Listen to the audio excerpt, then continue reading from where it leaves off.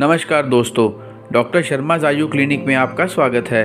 दोस्तों, अगर आप गैस, एसिडिटी, बेल्चिंग से परेशान हैं तो इस वीडियो को अंत तक देखें।